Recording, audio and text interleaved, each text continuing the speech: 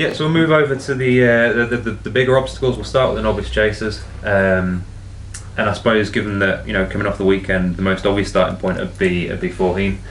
Where do you stand with him, both, you know, in terms of his jumping? He's a 12-year-old, obviously, but a Novice Chaser. Yeah, he's just not a conventional animal. He's never been a conventional animal. He's far from it. A 3-mile heavy ground winner as a novice hurdler, became a champion hurdler, and one of the best we've seen, and has now reinvented himself when it looked like he might be gone at the end of last season as a more than competent novice. But I'm not that impressed with his jumping. I think his engine is still intact, and he's largely intact, and he's getting him out of trouble. I thought he had a pretty hard race for a horse that's been fragile. It wasn't bottomless ground, but those two were flat out from 2 out. And whichever race he goes for, whether it be the lesser pressure of an RSA or the greater pressure in theory of a Marsh with a stronger pace, I'd be very worried about his jumping holding up. Whether he just belts one, or worst case scenario he hits one and comes down. But as he was prone to over hurdles, I suppose. He was never that tidy. And he has made at least one mistake on each of his 3 runs over fences, and he just just not a big horse, is he? He's just not a big scopy horse. Never has been. It's just a reflection of his massive ability. Did it say plenty that it took him that long to get to fences? They were reluctant for a long time. He's had problems, haven't he? He's had problems as well, hasn't he? Yeah, we can't have a go at them for being a bit reticent about taking chances when they're risking this horse over fences. So yeah, that's true. That's true. I'm in the same boat as you. I just can't really have him on my mind as a potential, certainly as a potential bet, as a potential winner. Yes, of course, he's got that form. He's shown that form. The Limerick win at Christmas, we've got a very high figure on that, haven't we? You can't. You can't say he's not good enough to win. Of course he is. I just think in terms of having a bet, I can't really have him on my mind for Cheltenham. No, I couldn't either. I couldn't. And it's one of those bit like this when if there's a sports market, say a cricket match or a tennis match, when something's been matched for massive money at 1.01, say it's a 49ers in the Super Bowl, and you look back, whoever's backed that must be thinking afterwards, oh, why on earth did I do that? And I think I'd be the same if I was taking 7-2 4 to 1 about Faugheen, because everything about me, my instincts tell me that you don't want to be backing a 12-year-old in a novice chase at Cheltenham when he's made mistakes, when he's had a hard race, and when he's scrambled home with a level of form that maybe the penultimate run probably is better, but there's holes in that with Sam Crow flopping as he did. I mean, what figure is he really running to? It's almost a bit like he'd be back in Faugheen of 3 years ago, a bit, wouldn't it? You know, those, it sticks in your mind, doesn't it? If he'd have gone chasing age 7 and hadn't shown tendency to make mistakes over fences, he'd be 4 to 1 on. But it isn't the scenario, and obviously you've got to revisit it differently. He's still not the Faugheen who was 170 and pushing 180 hurdler. He probably was in terms of ability back then. We spoke about the trouble of trying to work out where the Mullins novice hurdlers were going to go. I think it's even harder to work out where the novice. Well, maybe not in all cases, but do you think for him, for me, he could very feasibly go for either the 2.5 mile race or the RSA. Yeah. I think it might even make, in some respects, more sense to go for the longer race. But he's been running over 2.5 all season now, hasn't he? And I imagine the market seems to suggest that is the one that is more likely. It was only later in his hurdling career that they tried. He possibly would have been a stayer from the start if they'd gone that way. But it was a case of they ran him over a longer trip because the flawed theory goes that as you get older you get a bit slower, you just lose ability, don't you? But I don't think they'd be campaigning around 2.5 if that wasn't the plan, to go for 2.5 race. And the market seems to support that view as well. So then that leaves for me. I know again this is another one who definitely has options, but for me, his stablemate Allaho. I've been really impressed with him, and I think he could be the RSA horse for them. And the RSA is a race in which it was looking quite strong early in the season, and suddenly there are questions about quite a few of them, aren't there? If you look at the current betting, I think 2 of the top 4 or 5 in the market are coming on the back of Fools. I think Champ's going to run again in the Reynolds Town, so we're going to get a better idea of him. But I do think he is ostensibly a sound jumper, Champ, but there is a tendency to shift a little bit left there, and he did end up taking a heavy fall on New Year's Day.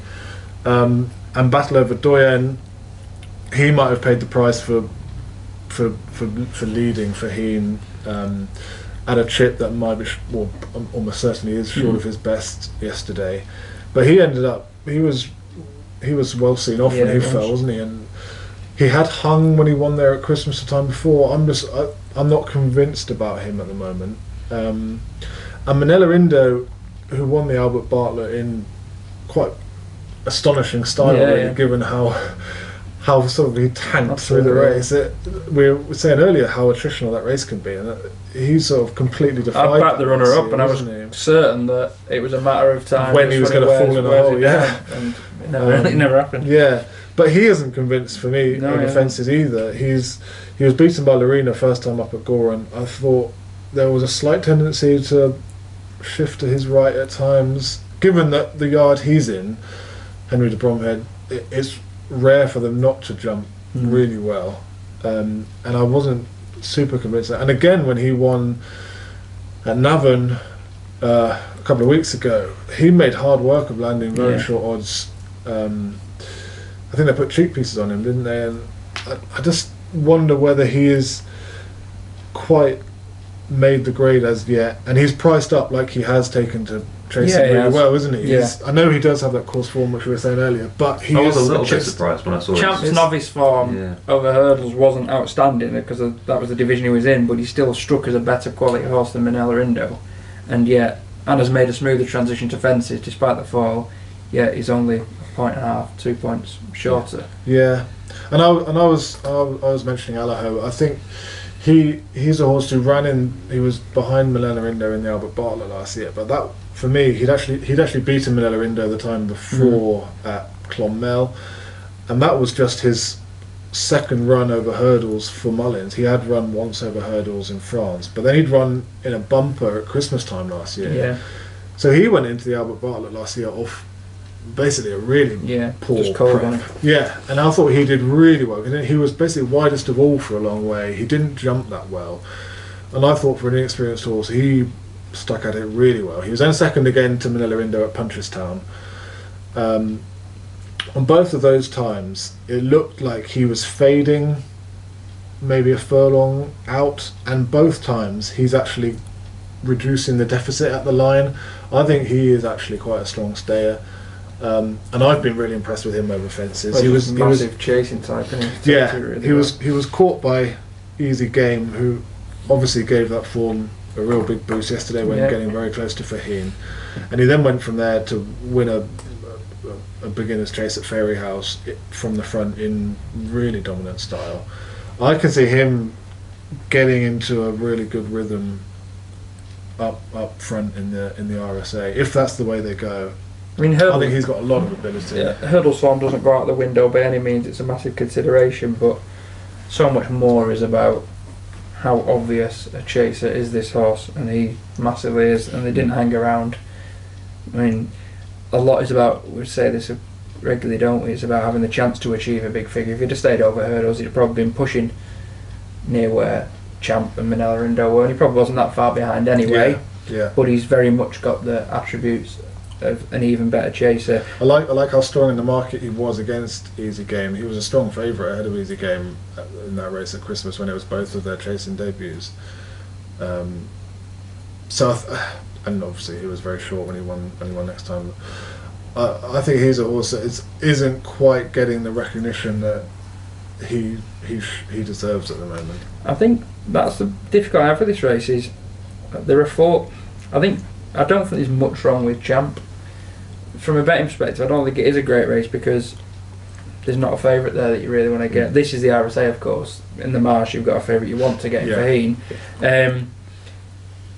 I think Sam Brown's got a massive engine. Fragile horse maybe needs the mud, but he's got a ridiculous amount of ability to open up as he did at Haydock. I mean, perhaps he should be going for the 4 mile at the stamina he's got, but I mean, just he might, powerful galloper. Does have the option, doesn't he? And a horse who you wouldn't necessarily want to entertain. He was one of the horses I was most looking forward to all season. Was Copperhead, who has looked a complete professional in winning back-to-back handicaps. Freak of a horse, bred to be a mile and a half thing or 2 milers. Flat influences in his pedigree, but stays extremely well and is improving rapidly. So he's the rag on this Racing Post market here.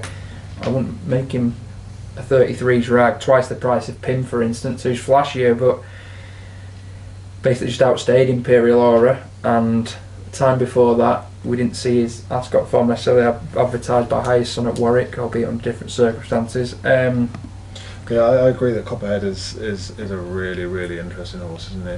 I'm a bit surprised that they're going to go for this. I thought he might be more of a national unchased horse.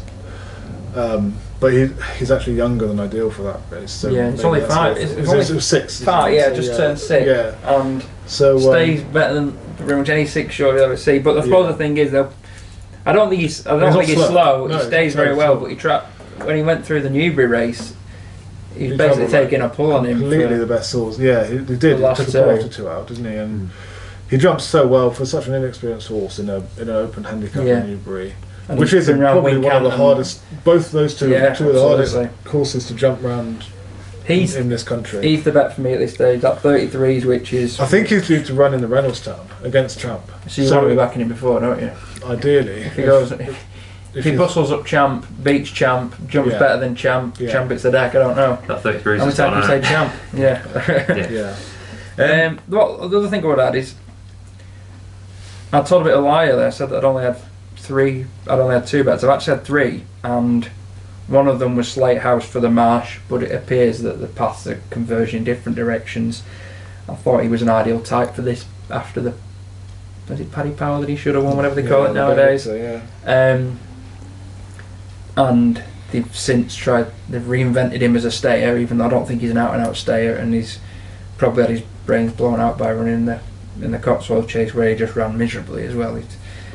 But I was hoping that if Copperhead was destined for this, they might think, we'll go for the shorter distance one. But just another observation in the division, I had a view that perhaps not everybody has, just that's why I thought it was fairly interesting, that I don't actually think Mr. Fisher is a 2.5 mile horse despite his Cheltenham win. I think he's quick, and it was his speed that got him out of a bit of trouble because he was caught behind horses at Donny in the Lightning. And one thing I would tie in with that is, for me, a very interesting horse if he goes for one of the handicaps would be Al Dancer, but that is the best example of a non-runner no bet you'll see, really, because we know that Twister's his natural instinct is to be bold and probably go for the Arkle, even though he's showing he's not good enough. I just think he could excel in a strongly run field, big field race like he did in the Betfair Hurdle last season at Ascot. Just think that could bring the best out of him, and I didn't think Sam gave him a great ride the other day. He was sort of caught a bit blindsided, yeah, and he got in close to the last, and it was game over from that point. But Mr. Fisher for me should be going for the Arkle, and hopefully Al Dancer will go for the Grand Annual. There is scope in the Arkle. I mean, it does look like that Irish form is head and shoulders above the British form at the moment, but there is scope for them to end up going a bit hard up front, isn't there? Yeah. We saw Notebook. I hadn't noticed anything like that of him before, how he bolted to the start on Saturday, and that was a real concern. I think to do what he did reflects really, really well on him, that he had expended a lot of energy beforehand, and maybe they'll be more prepared for that now, and they can find measures to counter that. But that would have to be a little bit of a concern going to Cheltenham. So running plans accepted. Just note here, Notebook himself, Cashback, Global Citizen, Maire Banrigh, if she goes for it. Fakadoodery was at his best, I thought, when they were forceful with him the day Sam Crowsfall left him clear. Yeah, I think the other De Bromhead horse put the kettle on, who won at Cheltenham in November, did it from the front, didn't he? Yeah. There is potential for them to go a proper lick and put even more emphasis on jumping and being able to travel around there. That again, number no bet. Mr. Fisher each way at 16s plus. Won't have anything to do with the early pace. will be ridden patiently. He's got speed. To me, seems a fairly assured jumper. I've seen a few negative comments about that, but he's negotiated Cheltenham. He was fine at Donny as well. Do you think he's good enough? He possibly isn't, but he might. Falls a bit shy of. But he might be good enough if the bigger names in the scenario, reduce each other's chances by cutting each other's throats. And I'd be a bit disappointed. Notebook strikes me as fairly workmanlike, which might be a bit harsh, but I don't think anything in this maybe has the brilliance of what you'd want of an Arkle winner, and perhaps just running to 150 odd will be enough. But I think the Skelton Maire is quite an interesting one to mention. There is potential that she gets involved in that pace up front, but she ran in a 3-runner listed mares race at Huntingdon last time, and they were happy to get a lead. It was over 2.5. She sat second and she'd been making the running all the way up to then, and she was happy to get a lead. She didn't affect her jumping, which is very good. And she gets the £7 allowance. So much has been made of those mares in the Champion Hurdle and the like getting the £7. But as a novice chaser who jumps really well, has been winning handicaps from marks in the 140s, her getting the £7 in the Arkle is actually puts her right into the mix on our figures. I think she's been a little under. She possibly has, yeah. My concern is, again, about the Irish definitely have depth to their form. With her, I was at Warwick the day she jumped better and showed more track craft than Thomas Darby. I wouldn't take literally what he did over hurdles since, because his running between over fences was appalling. She then went in the Donny race. She's ended up winning by miles, but Baddesley bled, and if you stop the race 4 out, I'd back Baddesley. I thought he was just coming through to pick her up. He bled, hung left, and she went away. But then, of course, she did what she had to the other day. There isn't a huge depth to her form at all. But the fact that she has done it from handicap marks in the 140s, and she's getting the £7, I thought she, in a market that is quite mature now, almost, I thought she is one that perhaps is slightly under the radar. And you think they might ride a bit more? I suspect they're happy to sit third or fourth. Yeah.